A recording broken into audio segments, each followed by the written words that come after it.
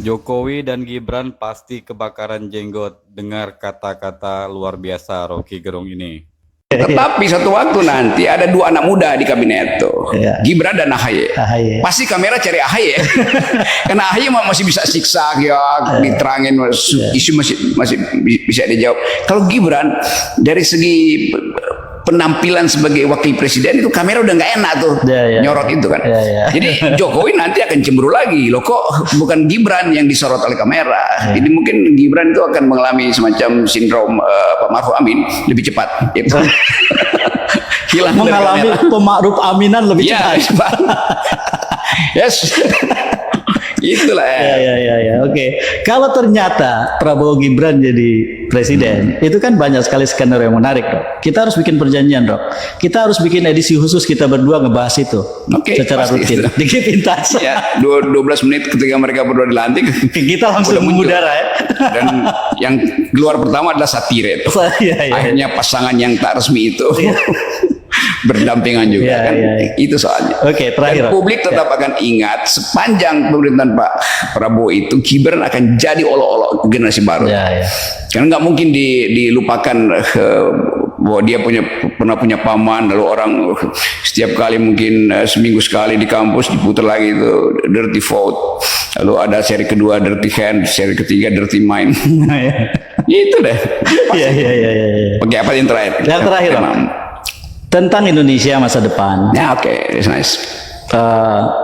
Optimis? Sangat, karena justru keadaan ini politik itu akhirnya harus sampai ke kedunguan tertinggi, ya kedunguan tertinggi, baru jadi normal tuh. Dan kan kalau kita baca misalnya pikiran-pikiran anak muda sekarang merasa bahwa kita akhirnya mau terjun ke politik karena ditipu oleh Jokowi menyodorkan seseorang sebagai calon kita, tapi kita nggak pernah suka itu. Nah itu terbaca dari misalnya kita bisa duga kuat kenapa PSI sebagai wadah anak muda itu bahkan nggak mungkin akan dipaksa masuk ke parlemen, tapi sebenarnya secara elektoral dia drop. Padahal seluruh fasilitas sudah dikasih di situ. Artinya itu protes terhadap Jokowi, protes terhadap Kaisang. Dengan sendiri juga protes pada Gibran, dan ya mungkin juga Pak Prabowo akhirnya lihat ya tanpa Gibran sebetulnya Gerindra juga bisa capai hal segini kan. Jadi kondisi itu yang akan jadi semacam tulang di dalam lidah Prabowo. Setiap kali dia mengucapkan sesuatu dia ingat wah ya anak muda akan tetap sinis pada pasangan ini. Jadi dengan kata lain, Rob, di balik semua musibah seperti yang orang sering gambarkan tentang pemilu 2024 dan epilognya kemudian, sebetulnya ada berkah yang bisa tersembunyi bahwa kita punya pemimpin yang barangkali sangat tidak kita harapkan, memperlihatkan wajah yang sangat buruk tentang wajah demokrasi yang kita bayangkan sejak awal dulu, membayangkan demokrasi, tapi akhirnya setiap orang melipat gandakan usahanya untuk melawan. Setiap orang jadi terus terjaga gitu. Karena alarm itu bunyi terus gitu. Adrenalin politiknya diproduksi berlebihan. Karena orang udah capek lihat sini apa yang terjadi, dan karena itu ide pemaksulan itu mungkin mulai besok salah pemaksulan itu mulai jalan lagi kan. Ya sudah mulai besok lah kita salah pemaksulan. Sekarang aja mulai salah pemaksulan.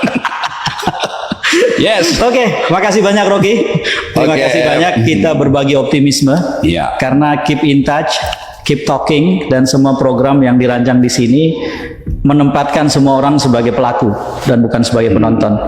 Kalaupun tadi kita ngobrol kayak begini gitu, itu bukan orang yang sedang menonton, tapi dua orang pelaku sedang membicarakan permainan yang kita sama-sama jalani, bukan permainan yang kita tonton. Kita nggak pernah nonton, kita ikut bermain di situ supaya ada energi untuk keep fighting, just for the sake of the nation gitu.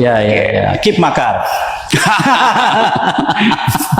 Makar Majelis Kerja Akal Rakyat atau main kelakar. Oke, terima kasih Rob. Terima kasih banyak. Rocky Gerung.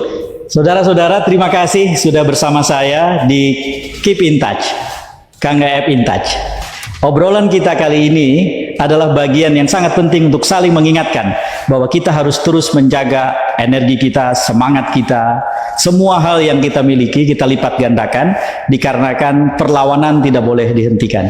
Mari terus melawan, mari terus berjuang untuk membuat Indonesia menang dan bukan hanya satu keluarga kecil atau keluarga besar yang menang. Benar-benar luar biasa logika Rocky Gerung ini.